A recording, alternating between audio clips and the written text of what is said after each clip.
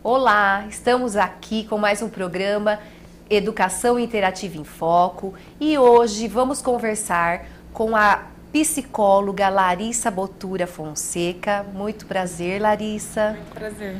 Ela que é graduada pela Unesp em Psicologia e hoje vamos falar do tema como a psicologia pode ajudar no dia a dia. Larissa, como você acha que a psicologia pode ajudar na vida das pessoas? Bom, a psicologia, ela pode ajudar no sentido de mudar a percepção que a pessoa tem sobre alguma experiência que ela está vivendo, algum sentimento que ela está tendo. Então, a psicologia, ela tenta fazer com que a pessoa olhe para dentro, olhe para o mundo interno que ela tem, que é vasto e que é cheio de possibilidades. E que, assim, ela consiga ressignificar. O que é ressignificar? É dar um novo sentido. Então, assim, ela consegue ver aquela experiência, aquele sentimento de uma outra forma. Larissa, você acha que vivemos em uma cultura que sabe fazer esse exercício de olhar para dentro dela? Não. Tanto a nossa cultura, a nossa educação, assim, no geral, a gente aprende a olhar para fora, né? Então, quando a gente está passando por algum conflito, que é natural, a gente sempre está passando por algum conflito e se questionando, as pessoas tendem a buscar essa resposta fora. Então, ou buscam essa resposta numa outra pessoa, ou buscam alívios imediatos. Então, prazeres na comida, nas compras, às vezes em remédio, para aliviar uma dor. Então, nós temos esse costume de sempre olhar para fora para encontrar uma resposta. O ser humano ele ainda tem medo de olhar para dentro. Tanto que, por exemplo, o silêncio é algo que fala dentro da gente, né? Quando a gente fica em silêncio, existe uma voz que fala. E o ser humano tem muito medo de ouvir essa voz. Então, assim, eu vejo uma cultura que evita até esse silêncio. Entendi. Você acha que é medo ou você acha que ele não consegue? Eu acho que tem os dois casos. É. Eu acho que algumas pessoas ainda conseguem dar uma espiadinha.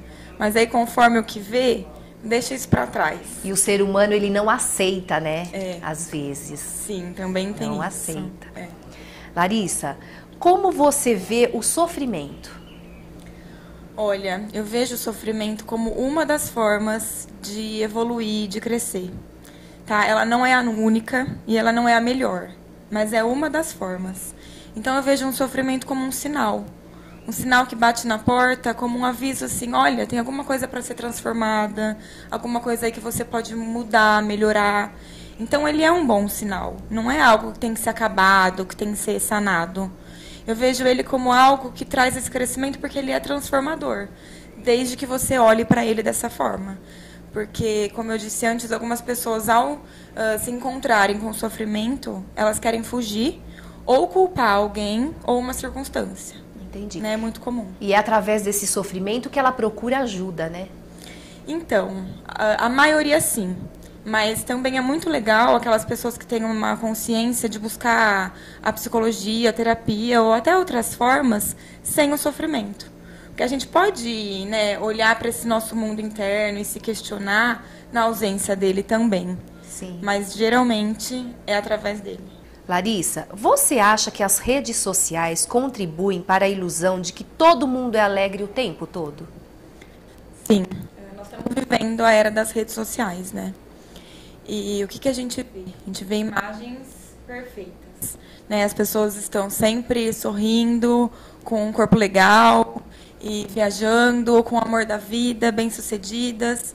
E o que acontece? Né? As pessoas olham para isso e se sentem inferiorizadas. E aí aumenta a cobrança, né? Elas ficam mais exigentes, aumenta a pressão e elas não conseguem chegar naquele ideal, porque aquele ideal não é humano, é o ideal que elas fantasiam, e aumenta o sofrimento. Certo. Vamos para mais uma pergunta. Como lidar com essa pressão? Então, a melhor forma de lidar com essa pressão de que tem que estar bem, tem que estar alegre, é tomando consciência do que é humano. E humano são as dores, são as fragilidades, são as alegrias, as conquistas, os fracassos. Tudo faz parte, né, de ser humano. Uma história assim, que eu gosto de ilustrar que me chamou a atenção um dia que eu li é a história do rei, chama. É um rei que ele está passando por uma dificuldade no reinado dele, está cada vez mais em decadência. E aí ele pede ajuda para um monge. Aí o monge dá 2 bilhetes para o rei e fala, olha, quando você estiver sentindo que a dificuldade está muito grande, você abre um. Mas também, quando você estiver vivendo um momento muito alegre, você abre o outro. Fala, tá bom. E o reinado vai entrando em decadência. E aí, uma hora, ele abre o papel e está escrito assim, tudo passa. Ele não entendeu. E aí passa o tempo, as coisas vão mudando, se transformando. E aí ele esquece, chega um momento que ele está assim, num momento de euforia, de festa, e aí ele lembra do monge. Aí ele pega outro papel. E aí está escrito, tudo passa. E aí ele entendeu. Então, assim, eu acho que é esse o sentido que o ser humano precisa captar. Que esses estados emocionais passam. Né? Na vida a gente fica triste, a gente fica alegre. E um conceito que eu acho legal falar é que a alegria, ela é o contrário de tristeza. Então, nós temos os momentos de tristeza e de alegria. E felicidade é algo além disso. Você pode ser feliz e estar triste. Você pode estar passando por um momento de perda, por um momento de separação, enfim, um momento financeiro difícil, e ainda assim sentir uma paz. Então, a felicidade é algo além. Né? Você é feliz, mas alegria, tristeza, você está. Aí vai de cada ser humano encarar o momento dele ali, do problema, né? Da felicidade dele, da alegria. Sim, eu acho que é aí que entra muito da psicologia mesmo. Entendi. Porque a nossa tendência é o que eu falei, é culpar alguém. Ah, é porque depois que tal coisa acontecer, isso vai passar. E aí você fica sempre adiando, né, a sua felicidade. E aí quando você ressignificar é tudo. Ressignificar uma perda, uma doença, um relacionamento. O mundo muda para você, né? Porque quando você muda a visão que você tem para o mundo muda para você. Eu falo que o mundo é o espelho. Tudo que a gente vê fala sobre o que a gente é. E não exatamente como as coisas são. Certo. Vamos para um rápido intervalo, não saia daí. Voltaremos já.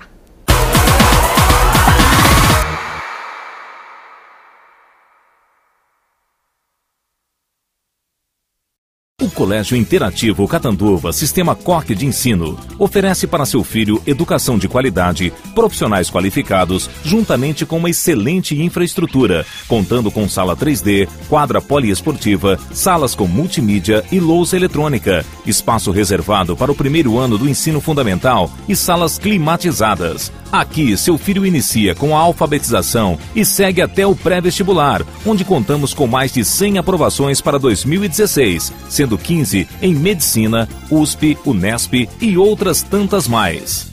Na Dicopel, você encontra todo tipo de embalagens e utilidades para seu lar. Você encontra descartáveis, artigos para festa e produtos de limpeza em geral. A Dicopel possui a maior variedade de doces, balas, pirulitos e chocolates para sua festa. Faça-nos uma visita e surpreenda-se com a variedade de produtos. Dicopel, Avenida Comendador Antônio Estocco, 33, bem na frente da fonte da rotatória. Telefone 3522-8060. A Universidade Estácio de Sá, com mais de 45 anos de existência, está inserida no Colégio Interativo Catanduva desde 2007, com cursos em bacharel, licenciatura e tecnologia, proporcionando facilidade para os universitários que poderão estudar em suas casas, em seu ambiente virtual, com materiais altamente qualificados.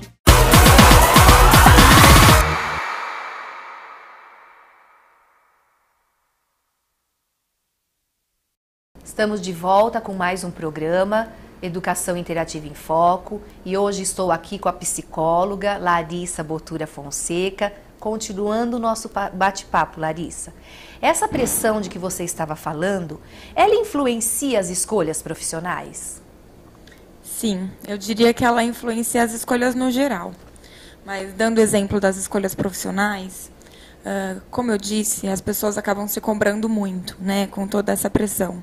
Elas precisam se agradar, se sentirem bem-sucedidas e sentir que todas as escolhas delas foram certas, mas mais do que isso, elas sentem a necessidade de admiração. Todo mundo tem que concordar com aquilo, né, com que ela optou.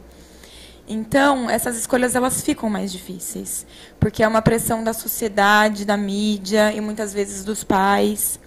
Então, o que eu sinto é que tanto os adolescentes quanto os adultos que, de repente, não estão se sentindo tão bem no trabalho, eles sofrem muito por conta dessa pressão. Dessa pressão virtual, você diz, no caso? Também. É? Não só. O que eu acho assim do virtual é que é o que está mais escancarado hoje, sabe? Certo. E as pessoas elas passam bastante tempo do dia, né, alimentando essa ilusão, eu diria. Larissa, e como essa pressão influencia na educação? Então, ela influencia de diversas formas, né? Por exemplo, às vezes, vou dar exemplo que fica mais fácil da gente fazer a imagem. Duas crianças brigam, dois irmãos. E aí, muitas vezes, os pais fazem, né, forçam a pedir desculpa, não abraça o seu irmão. E aquela raiva, aquele mal-estar, ele é legítimo. E a gente precisa dar espaço para esses sentimentos também. Até para a criança nomear. Olha, isso que você está sentindo é raiva, vai passar, depois você pode conversar com seu irmão, vocês podem encontrar uma solução juntos. Só que quando você força, aquilo não é genuíno. Né? Então, a criança não está sentindo de fato aquilo. Então, eu acho que falta a gente dar espaço para diversas emoções. Um outro exemplo, por exemplo, quando uma criança passa por um luto. O que geralmente o adulto fala para a criança? Ah, o vovô virou estrelinha, o vovô está no céu. E por que não falar a verdade? Lógico, você está falando com uma criança, dá para usar a criatividade. Né? Pode, por exemplo, falar sobre a natureza. Olha, na natureza funciona assim, as estações do ano mudam. Ou uma flor, ela é uma sementinha, ela nasce, cresce, se desenvolve, um dia ela morre. Né? São os ciclos naturais da vida. E você pode explicar assim para a criança. E o mais incrível é que ela entende. Muito melhor que o adulto, às vezes. Né? Então, eu acho que é bom a gente começar a cultivar a realidade. A realidade não é ruim. Né? Existe beleza em todos os momentos, inclusive num momento como esse. Outro exemplo, até relacionado a luto, ensinar a criança a escrever uma carta de despedida. Então, vamos escrever uma carta, a gente joga no céu, a gente coloca num rio.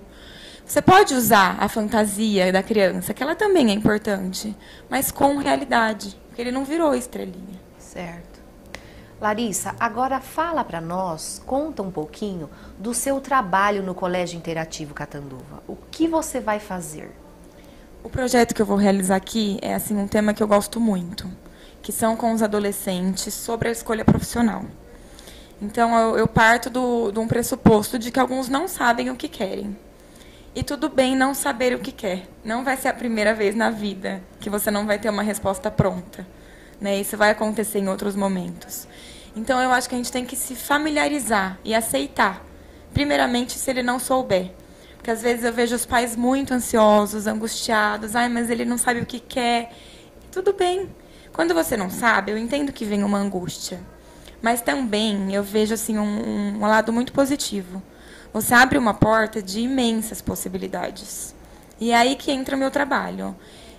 Promover o autoconhecimento através assim, de diversas atividades que nós vamos desenvolver juntos, para que ele tenha mais elementos para se conhecer e para se identificar com aquelas possibilidades.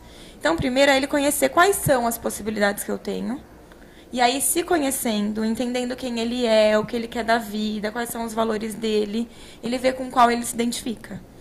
E esse é um exemplo com a profissão, mas vale para tudo. Entendi. Né? Às vezes a gente não sabe o que a gente quer. Então, quer dizer, você vai trabalhar o eu da pessoa. Isso. É esse olhar para dentro, voltar o olhar para dentro. Legal, muito interessante seu trabalho. As pessoas já empregadas, elas também buscam por orientações, Larissa? Elas buscam. Às vezes a gente tem a ilusão, né, que é difícil escolher, mas depois que está empregado, já está tudo bem. E não, né, a gente sempre se questiona. Então, muitas vezes, uma pessoa que está trabalhando há anos no mesmo cargo, que está bem sucedida, ela se questiona. E isso é muito bom, porque eu vejo que a gente tem que encontrar sentido em tudo que a gente faz. Essa é uma pergunta que eu faço para mim mesma. Assim, sempre que eu vou fazer uma coisa, eu penso, por quê e para quê? Que eu vou fazer uma coisa, ou que eu vou falar uma coisa para alguém, porque senão você entra no automático na vida, né? Então é comum, e eu vejo isso de uma forma muito positiva, porque o trabalho, ele tem um sentido grandioso, né? Muitas vezes a nossa cultura vê ele como algo chato, difícil, e muitas vezes a pessoa trabalha esperando o salário no final do mês. E eu acho isso muito triste, muito difícil, porque você passa muito tempo da sua vida no trabalho. Agora, quando você encontra um sentido para ele, quando você vê onde é que você quer colocar aquela sua energia, que obra que você quer fazer, construir, que marca que você quer deixar nas pessoas através do seu trabalho, aí muda tudo. E aí o teu trabalho fica com uma outra razão. E o salário passa a ser importante, lógico, continua sendo, mas passa a ser consequência. Entendi. E não a finalidade. Certo. Quando aceitamos nossos limites, você acha que aceitamos melhor os limites dos outros? Sim, eu acho.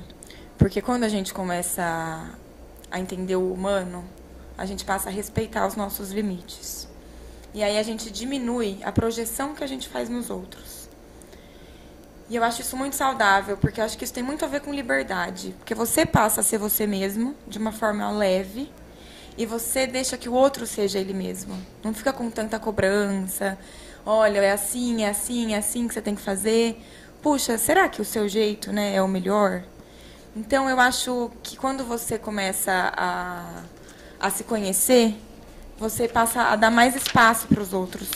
Uma coisa que eu vejo assim que acontece é que quando eu converso com os pais, né, às vezes eu atendo as crianças ou os adolescentes, aí eu chamo os pais para conversar. E muitas vezes eles estão muito felizes que os filhos mudaram muito. Só que muitas vezes quem mudou foram eles. Né? O que mudou foi o olhar que eles têm para esse adolescente, para essa criança. Por isso que no trabalho com o COC, eu também tenho reunião com os pais durante o processo. Porque eles também precisam rever, né, alguns conceitos e como eles estão olhando para esses filhos. Porque os pais também tendem a projetar tudo que não conseguiram ou que acreditam que é o melhor para os filhos. Só que os filhos têm livre-arbítrio, eles também precisam se manifestar. Né? E aí eu acho que acontece uma maior liberdade e um maior respeito para aquele filho se manifestar. Certo. E você vê mudanças nos pacientes fazendo esse seu trabalho? Olha, eu vejo e é muito bonito. É claro que não são todos, porque alguns resistem em mudar. Né? Preferem, de repente, eles veem uma nova possibilidade, mas preferem continuar daquela forma como eles pensavam e não estão preparados. E tudo bem, né? Porque não é o meu desejo que faz com que eles mudem. É o desejo deles, é a chama de cada um. Então, também tudo bem. Mas quando existe uma mudança, é muito bonito. Porque quando alguém olha para algo de uma outra forma, que não a mesma da anterior, eu vejo assim que muda o mundo para eles. E eu acho que é uma das melhores mudanças assim que a gente pode ter na vida, é ter essa liberdade de poder mudar de ponto de vista e não ficar rígido, a minha forma é a melhor ou é a única. É o crescer, né, do ser humano, né? Sim. É o crescer. É. Ele se sente, né, com a autoestima. Isso, é a evolução. E faz parte. E é natural. Certo. Iremos para o mais intervalo, não saia daí. Voltaremos já.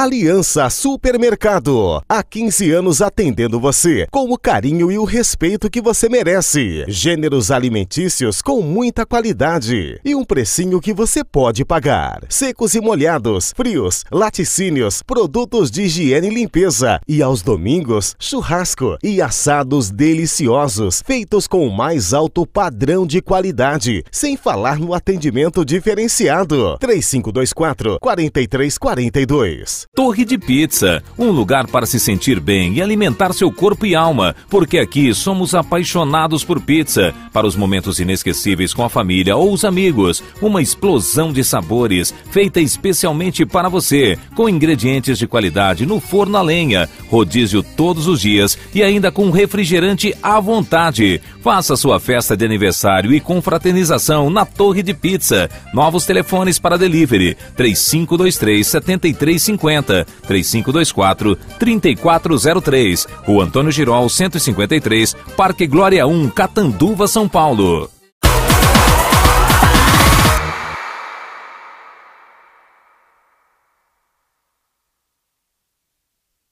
Estamos aqui de volta com o nosso programa Educação Interativa em Foco. Larissa, a influência externa atrapalha nas escolhas? Eu diria que as influências externas, elas são naturais, né? Todo mundo vai ter sempre.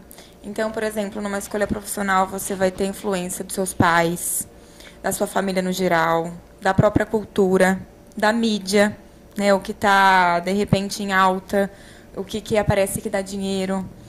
Vai ter influência das escolas, dos amigos. Então, elas são naturais. O grande lance é você saber lidar com elas e usar elas a seu favor, né? Eu acho que a pessoa que ela não se questiona, que ela não se permite, ela vai no embalo, né? Então, assim, ela acaba escolhendo, alguém escolhe por ela, ou ela escolhe o que alguém já fez na família.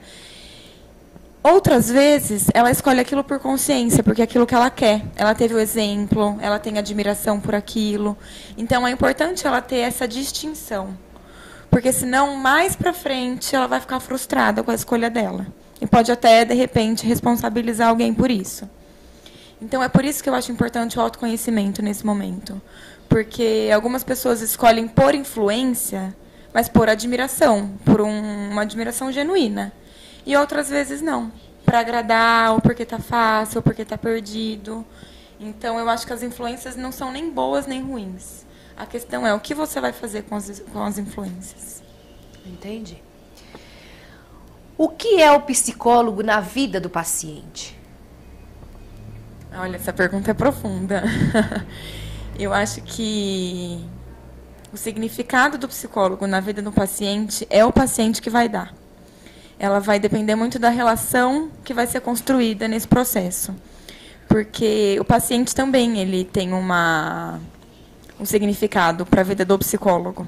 A gente guarda com maior carinho, né, as experiências, a gente aprende, a gente se envolve, é natural. Agora, como o psicólogo vai, né, existir para a vida do paciente, vai depender muito dele, como ele vê. O psicólogo ele não vai resolver. Isso é importante falar, não é a solução de todos os problemas, né? Isso é uma ilusão.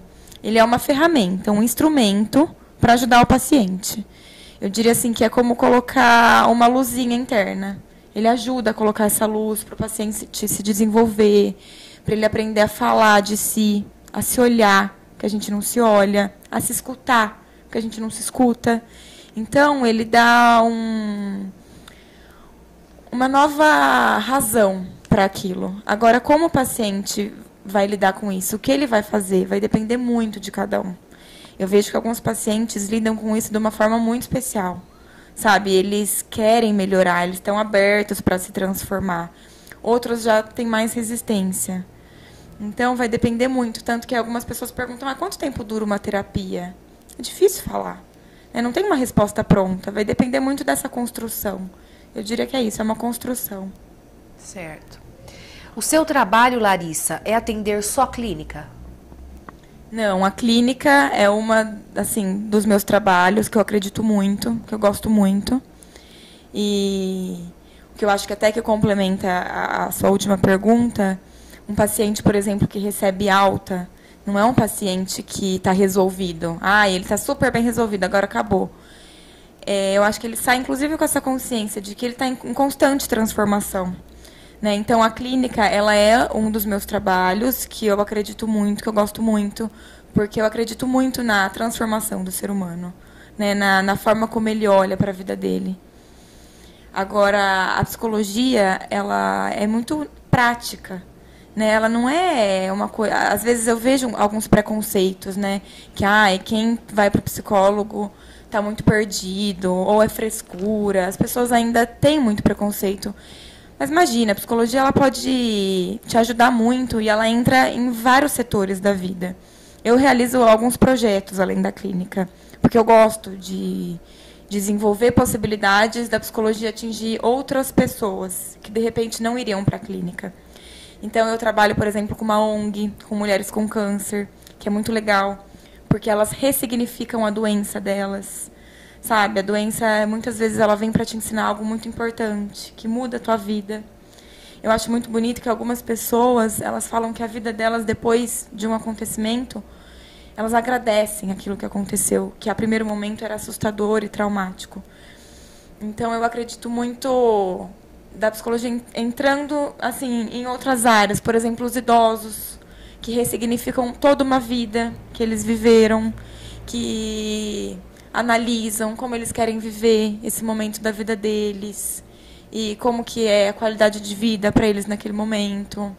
Também faço esse projeto com os adolescentes, que muda muito a visão que eles têm de si, sabe? Melhora a autoestima, melhora a confiança, melhora as relações com os pais, de repente até a disciplina em relação aos estudos, porque fica mais leve, diminui a cobrança. Então eu vejo a psicologia como uma ciência que ela pode entrar assim de diversas formas. Eu gosto muito de trabalho em grupo, que esses projetos geralmente são em grupo, em empresas também, porque você descobre que você não está sozinho. Né, que outras pessoas também sentem aquilo, sentem dificuldades, têm os dias difíceis. Aí você aprende com a experiência do outro.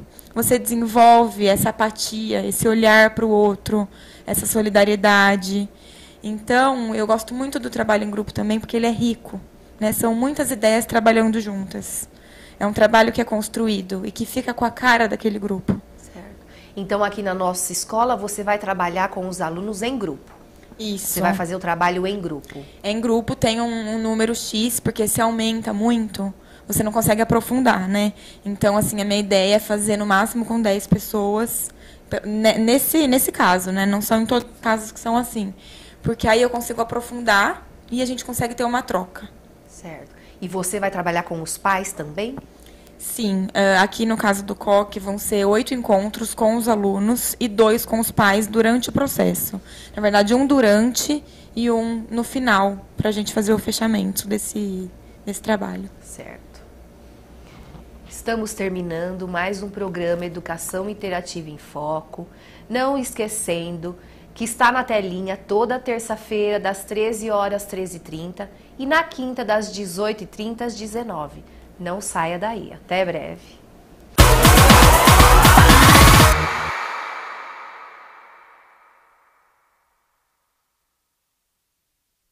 O Colégio Interativo Catanduva, Sistema COC de Ensino, oferece para seu filho educação de qualidade, profissionais qualificados, juntamente com uma excelente infraestrutura, contando com sala 3D, quadra poliesportiva, salas com multimídia e lousa eletrônica, espaço reservado para o primeiro ano do ensino fundamental e salas climatizadas. Aqui, seu filho inicia com a alfabetização e segue até o pré-vestibular, onde contamos com mais de 100 aprovações para 2016, sendo 15 em Medicina, USP, Unesp e outras tantas mais.